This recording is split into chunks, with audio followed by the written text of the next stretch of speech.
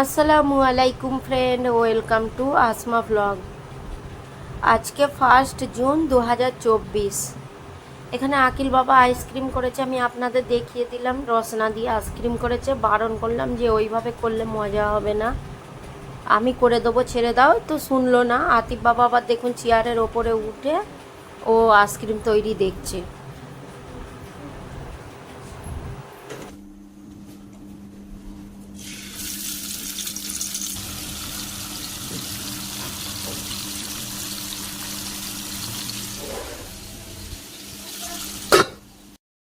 মানে ডালটা বসাতে যাব, ব্যাস সব পড়ে গেল। দেখুন, ভাতটা বসিয়ে দিয়েছিলাম, আজকে ভাতটা দুবার পড়ে গেল।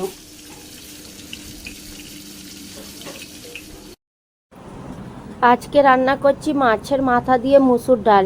এই রেসিপিটা আসমা কিচেন চ্যানেলে আপলোড করা আছে আগে থেকেই, তো আপনারা চাইলে ওখানে চেক করে নিতে পারেন। বড় মাছের মাথা দিয়ে কিন্তু খুব টেস্টি হয়। আর এইটা ছোট মাছের মাথা, ছোট মাছ আনতে বলেছিলাম। বড় মাছ আনলে ওই মাছ 2 দিন 3 দিন ধরে রেখে খাওয়া যায় না ফ্রিজে, মাংস হলে খাওয়া যায়। তো এই জন্য আর কি ছোট এনেছে, ওই মাথাটা দিয়েই করে নিলাম মুসুর ডাল। মুগের ডাল করলেও কিন্তু খুব টেস্টি হয়, হাজব্যান্ড খেতে চায় না মুগের ডাল অতটা, তাই জন্য আর কি এই ডাল দিয়েই করছি। মুগের ডাল আমার ভালো লাগে। ভিডিওটা শুরু করার আগে আপনারা আমার চ্যানেলটাকে সাবস্ক্রাইব করে দেবেন আর ভিডিওটায় একটা লাইক করে দেবেন দয়া করে। আজকে আমি মাছের একটা ছোট্ট রেসিপি আপনাদের সঙ্গে শেয়ার করছি। এই রেসিপিটা আপনারা একদিন বাড়িতে বানিয়ে দেখবেন, কত সুন্দর লাগে, খুবই সুন্দর লাগে। এখানে আমি আলুটা এইভাবে কেটে নিয়েছি, হলুদ আর লবণ দিয়ে ভেজে নেব। আর সামান্য লঙ্কা দিতে পারেন, আমার বাড়িতে বাচ্চা আছে, এই ঝালটা ওঠে তো তাই জন্য আর কি দিলাম না। আতিফবাবু তো এই যে আমার পাশেই চলে আসছে জানেন তো, ওই জন্য। আলুটা যখন পুরো নরম হয়ে আসবে, ভেজে লাল লাল করে নেব, তারপরে কিন্তু ওখানে বেগুনটা দিতে হবে। বেগুনটা একদম পাতলা পাতলা করে কেটে নিতে হবে, কেটে নিয়ে দুটোই একসঙ্গে ভাজতে দিতে হবে। আর কিন্তু বেগুনের ওপরে কোনো লবণ বা লঙ্কা কিছুই দেওয়া যাবে না। আতিফবাবু এই বিছানাটাই কালকে টয়লেট করে দিয়েছে জানেন। এইটা তো এখন ধুতে পারবো না, ধুলে শুকোবেও না, এখানে রোদ্দুরও হয়নি। তারপরে অন্য একটা কড়াই দেখুন, কালো জিরে আর পেঁয়াজ আর কাঁচা লঙ্কা দিয়ে ভালোভাবে একটু লাল লাল করে ভেজে নেব।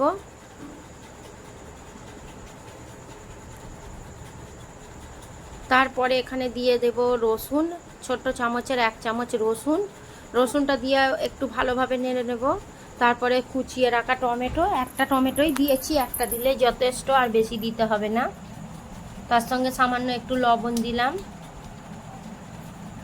এইদিকে চুলোটা ফাঁকা আছে, তাই জন্য আর কি ঢ্যাঁড়সটা এখানে ভাজতে দিয়ে দিলাম। একবারে তো পুরো ওই দিকে রান্না করলে, একটা রান্না করলেই অনেক দেরি হয়ে যায়, ওই জন্য। তাই তো আমার রোজেরই দেরি হয়ে যায় জানেন তো। তারপরে দেখুন একটু টমেটোটা নরম হয়ে এলে তারপরে পানি দিয়ে দেবো। হলুদ, লবণ, ধনে, জিরে 1/2 চামচ করে দিয়ে দেব, দিয়ে ভালোভাবে কষিয়ে নিয়ে, আর এই বেগুন আর আলু যেটা ভেজে রেখে দিয়েছিলাম সেটা দিয়ে একটু কষিয়ে নেব। কষিয়ে নেওয়ার পর পানি দিয়ে দেব। যেহেতু এগুলো আগে থেকে সিদ্ধ হয়েই গিয়েছে, ভেজে নিয়েছি, তার উপরে মাছটা একেবারে দিয়ে দেব। আর এই তরকারিটা একেবারে মাখো মাখো হয়, মাখো মাখো মানে পুরো শুকিয়ে যাবে। এটা পোড়া পোড়া হয়ে গেলেই কিন্তু নামিয়ে নিতে হবে।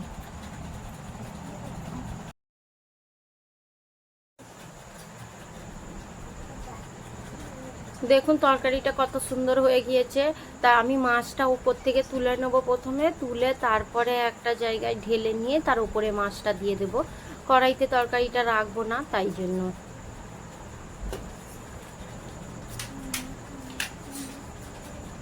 একটু একটু পানি রয়েছে, সেটা একটু নাড়াচাড়া করে নিলেই ব্যাস পানিটা শুকিয়ে যাবে, তারপরে নামিয়ে নেব।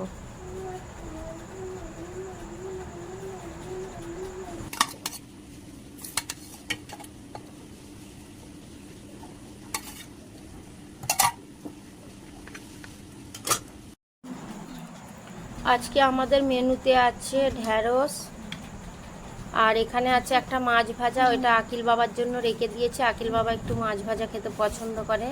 এখানে ওই সবজিটা রান্না করেছি, বেগুন আলু মাছ, আর এখানে মাছের মাথা দিয়ে মুসুর ডাল।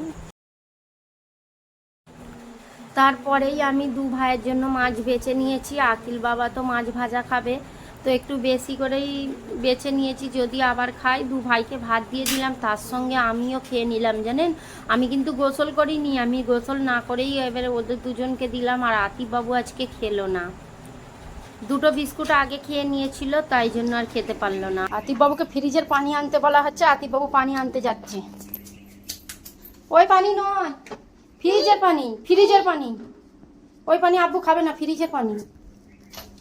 এ বাবা, না নিয়ে চলো, আস্তে আস্তে পড়ে যাবে, আস্তে আস্তে। আব্বু ফেলে দেবে, যা যা ফেলে দেবে। চলো যাও দিয়ে এসো। আতিফ বাবু দিতে যাচ্ছিল, এক্ষুনি পড়ে যাচ্ছিল। এখন বাজে ঘড়িতে এই টাইম। থালা বাসন ধুয়ে নিলাম, এখানটা মুছে নিলাম, বাইরে মুছলাম।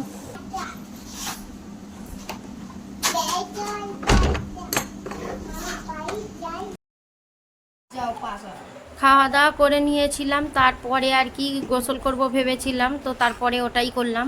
প্রথমে আমি খেতাম না জানেন তো, আতিফ বাবাকে ভাত দিয়েছিলাম, খেলো না। আর ওই ভাতগুলো রেখে দিলে তো কীরকম হয়ে যায়, ওই জন্য আর কি ফেলে দেবো অতটা ভাত, ওই জন্য আর কি আমি খেয়ে নিলাম। তো তারপরে গোসল করেছি, বেশ ফ্রেশ লেগেছে। এখানে মোছামুছি করে, এখানে মোছা হয়ে গিয়েছে, এই বাইরেটা না অনেকবার মোছা হয় জানেন তো। জানেন, আগে আমি খুব কোল্ড ড্রিঙ্কস খেতাম, কিন্তু এখন তো আমি সব বর্জন করেছি, তাই জন্য আর কি কোল্ড ড্রিঙ্কস খাওয়া ছেড়ে দিয়েছি। আর ছোট ছোট জিনিস যখন আনে, ওই একটা একটা আনে, তাও আবার বুঝে শুনেই আনে। হাজব্যান্ডকে বাইরে খেতে দিয়েছিলাম, হাজব্যান্ড রিভিউ দিয়েছে, এত ভালো হয়েছে, বলছে ডালটার থেকে বেগুন রান্নাটা বেশি ভালো হয়েছে। আসল ডালটা তো আরও কেন একটু কম ভালো হয়েছে বললো ডালটাও খুব সুন্দর হয়েছে, তবে এইটার থেকে এটা বেশি, কারণ ওইটাই ছোট মাছের মাথা পড়েছে, তো তাই জন্য। এখানে আমি ম্যাঙ্গো ফালুদা করেছিলাম, সেটাই আর কি রেখে দিয়েছিলাম। এটা আমি কালকে করেছি জানেন তো, কালকের ভিডিওই আর কি দেখানো হয়নি। কালকে তো শুক্রবার ছিল, শুক্রবারে কোনো রকমে ওই একটুখানি ভিডিও তুলেছি, তো ওই ভিডিওই আর দেখানো হয়নি। লাইনটা ছিল না, তো এখন এইটা আমরা খাচ্ছি। কালকে আর খাওয়া হয়নি, আজকে আর কি খাচ্ছি। এত সুন্দর হয়েছে, 1 গ্লাস একজনের জন্যই বেটার, ওইটা নিয়ে 4 জন খেয়েছি, তার মানে বুঝতে পারলেন। তাই জন্য হাজব্যান্ডকে বলছিলাম এরপরে যখন করব 3 জনের জন্য 3 গ্লাস করব। তারপর আমরা রেডি হয়ে বেরিয়ে পড়লাম। অনেকদিন বাইরে বেরোয়নি, আর ছেলে দুটোও বেরোয়নি। হাজব্যান্ড বললো চলো দিঘড়িঘাট ব্রিজ থেকে ঘুরে আসি, বেরিয়ে পড়লাম।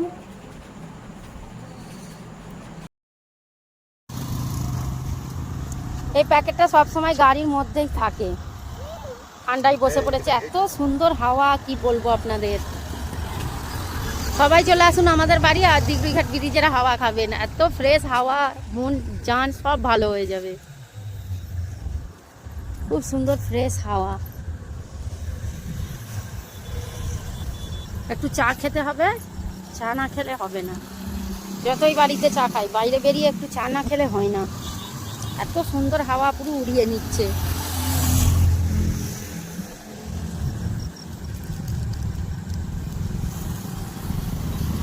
আখিল বাবা কি খাচ্ছে?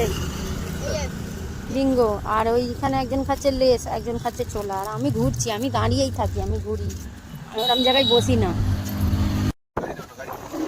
উত্তরের হাওয়া দিচ্ছে, মনে হচ্ছে কোথাও বৃষ্টিটা হচ্ছে। ওই উত্তর দিকের হাওয়াটা আসছে, উড়িয়ে বাপরে উড়িয়ে নিচ্ছে, চোখে ধুলো ভর্তি হয়ে গেছে। উল্টে যাচ্ছি, কি ঠান্ডা হাওয়া। আমার দিকে দেখো, চুলটা দেখুন সবাই,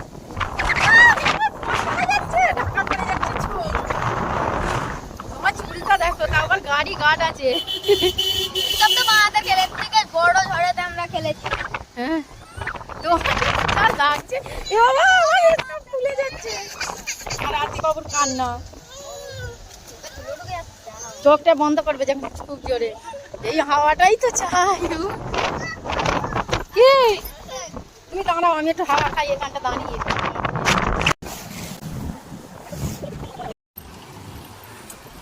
কত সিনেমাটিক শট হচ্ছে এখানে, যেরকম দাঁড়িয়েছিল ওরকম দাঁড়াও, একবার দেখাও। দাঁড়াও, হ্যাঁ ওখানে পানি আছে, ওখানে পানি আছে, তুমি যাওনি।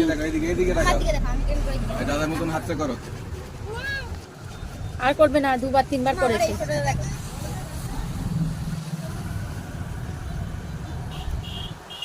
আকিল ফটো তোলা হচ্ছে, অনেকদিন ফটো তোলেনি। আকিল বাবা এখানে হাওয়ায় এত ভালো লাগছে, ওই জন্য কি করছে দেখুন সবাই। আবার বৃষ্টিও এসে গেল, ওই যে বৃষ্টি পড়ছে, ফেটে যাচ্ছে ফটো। দাঁড়া, বৃষ্টি এসে গেল, আকিল বাবা এখানে কি সুন্দর ঘুরছে দেখুন। বৃষ্টি এসে গেল, এবারে চলে যাবো। আর একটু বসতাম, এই মাত্র আজান দিয়েছে। আজকে প্রচুর হাওয়া, খুব ভালো লাগলো, মনটা পুরো সবার ফ্রি হয়ে গেল। আর এখানে বৃষ্টিটা এসছে বলে আতিফ বাবাকে নিয়ে বসে আছে হাজবেন্ড ভিতরে। যে জোরে হাওয়াটা উঠেছে আতিফ বাবু কাঁদছিল জানেন। বলো বাবা, না না তেঙ্গে করতে হবে না, থাক। আতিফ বাবুর মনটা ফ্রি হয়ে গেল, ওই কোথাও যাওয়া হয় না বলে ওই জন্য এইখানটা একটু চলে আসি মাঝে মাঝে। খুব সুন্দর হাওয়া, এত সুন্দর প্রকৃতির হাওয়া, তো খুব ভালো লাগে। আর আমাদের আজ কার্ড আছে বলে ওই জন্য ভেজার ভয় নেই, নাহলে সবাই চলে গিয়েছে। তুলে নাও আকিল। আতিফ বাবা কি দেখছো, কি দেখছো? বেরিয়ে যাবে বলছি, এরা দু ভাই যাবে না। আতিফ বাবু এতক্ষণ কাঁদছিল আর এখন কত এনজয় করছে দেখুন। ওদের তো আমরা কোথাও নিয়ে যেতেই পারি না। মানে ওনা ভালো লাগছে আতিফ বাবু? আকিল তোমাকে ভালো লাগছে? আমাকে হেভি লাগছে। ওই জন্যই তো নিয়ে আসা। আমার আতিফ বাবা খালি লাফাবে। চলে এসো।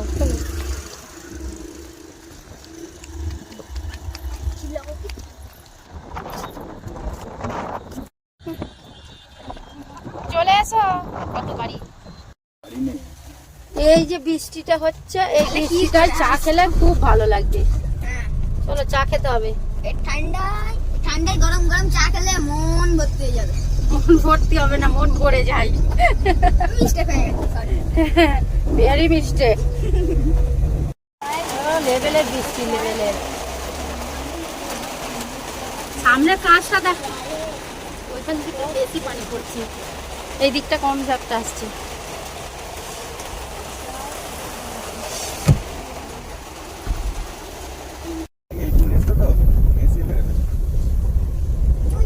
জি কি? জিউ। একবার দেখি একবার মুখটা কি কিনেছ? জিউ। আমার ছোনা পাখি দুটো। চা খাবো বলে মনে করলাম, কিন্তু এত জোরে বৃষ্টি হলো ওখানে আর দাঁড়াতে পারলাম না, একটু কাছে এইদিকে সরে এলাম, তাই জন্য আর কি চা খাওয়া হলো না। আমি বললাম ছেড়ে দাও। তারপরে চা খেলাম না বলে এখানে রাবড়ি ফ্লেভারের দুটো আইসক্রিম নিয়েছি, আকিল বাবার আর আমার। আমরা কোথাও গেলে ফ্যামিলি সমেত সবাই যাই, কিছু কিনতে গেলেও ফ্যামিলি সমেত যাই।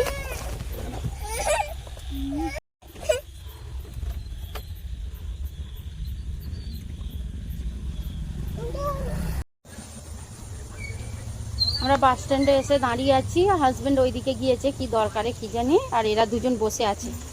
আব্বু মনে হয় কারোর থেকে টাকা পায়। আব্বু টাকা পাই নয়। টাকা পাই নয় বললো। যে টাকা এই নিচের দিকটা নদী, দুটো দোকানের, এইটা হচ্ছে আমাদের দোকান। এই দোকানটার কথা বলিও না, আর দোকানটা খোলাও হয় না। কোনোদিন দেখানো হলে অবশ্যই দেখাবো। এখন আপাতত দোকানটা বন্ধ আছে। ও মা কি বলছো? চপ্পল কই? চপ্পল একটা দুটো তিনটে। মিষ্টির দোকানের পাশের দোকানটা আমাদের। ওই যে ওই পাশের দোকান। চাবি এনেছে আকিল। কি গুনছে গো আতিফ বাবা? আচ্ছা 12 না, এই 14। এটা কি হচ্ছে? আচ্ছা 14 সন্দেশ।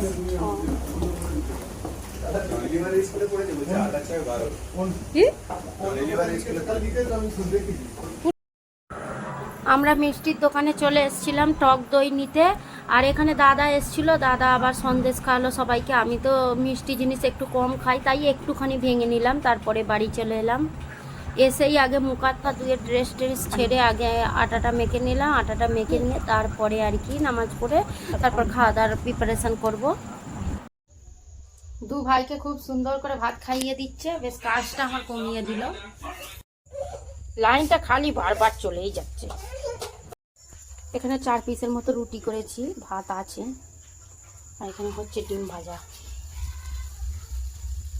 আমি আবার একটু লাল লাল না হলে ডিম ভাজা ভালো লাগে না, সাদা সাদা ডিম ভালো লাগে না।